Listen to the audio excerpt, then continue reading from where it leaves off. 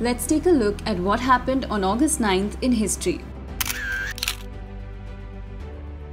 The Quit India movement started on August 9, 1942 after Mahatma Gandhi and 50 others were arrested in Bombay after passing of a Quit India motion and campaign by the All India Congress. The Bharat Chodo Andolan, also known as August Kranti, set in motion a chain of events over the following 5 years, which, among other reasons, finally ended with the British leaving India. The US dropped a second atomic bomb dubbed Fat Man on Nagasaki in Japan on this day in 1945, destroying part of the city.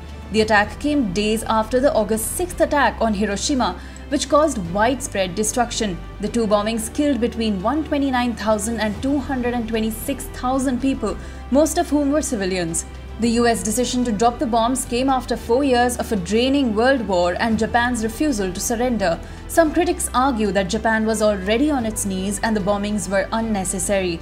Others say US would never have decided to unleash such terror on a white population, accusing it of racism. On this day in 1965, Singapore separated from the Federation of Malaysia and gained its independence. Singapore had agreed to join the Federation of Malaysia, comprising Singapore, Malaya, Sarawak and North Borneo, but the union lasted only 23 months. Deep political and economic differences existed between the ruling parties of Singapore and Malaysia. Communal tensions also resulted in racial riots in 1964, leading to Singapore's separation. The 2019 Quentin Tarantino film Once Upon a Time in Hollywood is one of the many movies drawn from the horrifying murders by the Charles Manson cult in the 1960s. On August 9, 1969, members of Charles Manson cult killed 5 people in movie director Roman Polanski's Beverly Hills home, including Polanski's wife and actress Sharon Tate, who was 8 months pregnant. Less than 2 days later, the group killed again.